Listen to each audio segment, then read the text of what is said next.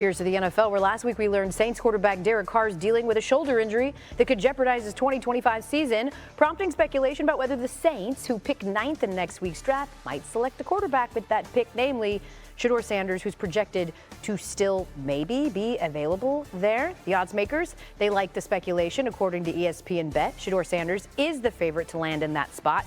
New Orleans, by the way, has drafted a quarterback in each of the last 2 years, picking Spencer Rattler in 2024 and Jake Haener in 2023. We're going to stay right there with our senior NFL reporter, Jay Fowl. With all due respect to the odds makers, there are some teams that are picking before the Saints that are interested in Shedeur Sanders. Like, what are you hearing? So, Elle, I'm told Shedeur Sanders is still under consideration to the Cleveland Browns at number 2 and the New York Giants at number 3. So the Browns, they like Shedeur Sanders. There's some love for him. He's been one of the players that they've thought about with that pick, but there's not a lot of momentum there league-wide. Most expect them to go Travis Hunter, with a little potential love there for Abdul Carter, the pass rusher, as well. And the feeling with the Giants is that they could just take whoever the Browns don't take out of Hunter and Carter. So that could leave Sanders in a precarious spot. Certainly the expectation is he'll go somewhere in the first round, but that range right now is pretty high. It seems anywhere from like 2 to maybe 21 to the Steelers. Does a team like Cleveland or New York, if they don't take him early, do they try to trade back into the first round? A lot of variables here for Shedeur Sanders. Meanwhile, you have the Saints sitting there at number 9. Clearly they need a quarterback and have done a lot of homework on that position, but the feeling right now I get is they might not go Sanders at number 9. Okay, I love that you mentioned the Steelers, because it would probably be the worst case scenario in the Sanders house that he would fall all the way to 21, but certainly there could be some interest there, because they're sitting around waiting on Aaron Rodgers to make a decision. What's the latest you can tell us about their quarterback plans? So the Steelers are staying with their plan because they feel like, and I talked to somebody there, that's like nothing really changed here because we have Mason Rudolph as that bridge quarterback, and then we've done a ton of homework on these quarterbacks in this draft, knowing that the Steelers entered this process thinking they would take a swing on a QB either this year or next year, which is considered a stronger quarterback class. Now, Rodgers, if he's available and signs with them, that gives them an extra year to wait on that process a little bit. But they're going to see how the board falls. If they don't take a quarterback at 21, certainly day 2 could be an option. There's several players that they like and have spent time with, done their homework on, all those fun things. But meanwhile, Elle, this is Aaron Rodgers' first foray into free agency in his 20-year career. We knew that this probably wasn't going to go all that smoothly. Yeah, you mentioned the term wait, right? And the Steelers are historically very patient, but they've also lost 6 straight playoff games, which is the longest losing streak in team history at some point.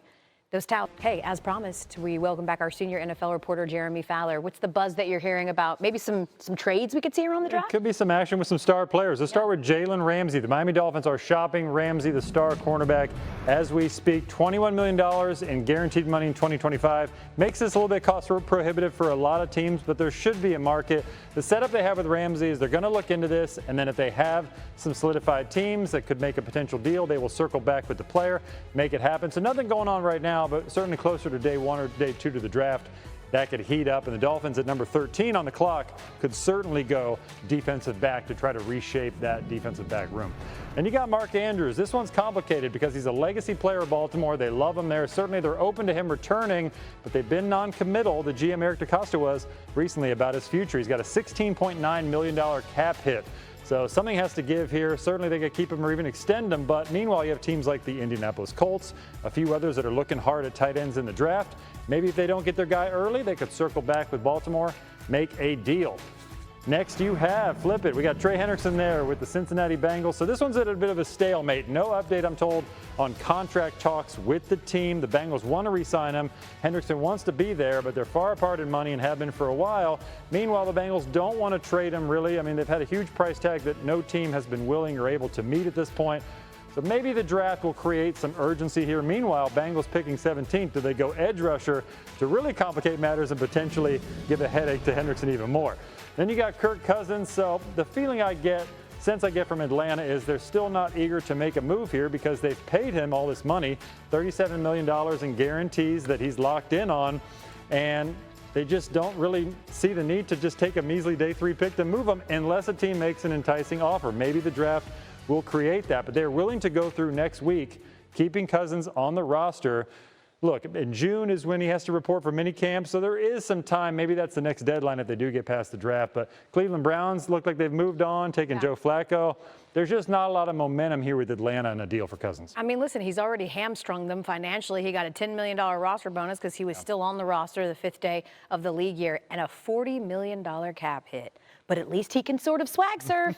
Thanks, Jay Fowl. That's pretty good. Sort of. The draft is in 6 days. Raiders have 9 picks, starting with 6 overall, and let's just say they need everything. But for a team that was forced to start 3 different quarterbacks that combined for a QBR of 40, maybe that seems like the best place to start. Vegas GM John Spytek on their approach.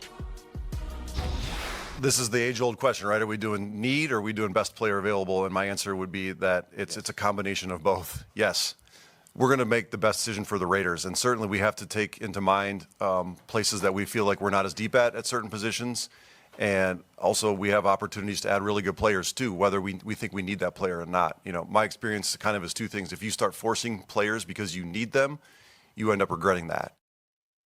We love Ryan Clark so much that we would pay a king's ransom to have him on this show. And honestly, he looks like he's at a place where they might ask for one. RC, as we know, the Raiders need help literally everywhere. But what do you think they can do with that 6 overall pick that will be like an impact?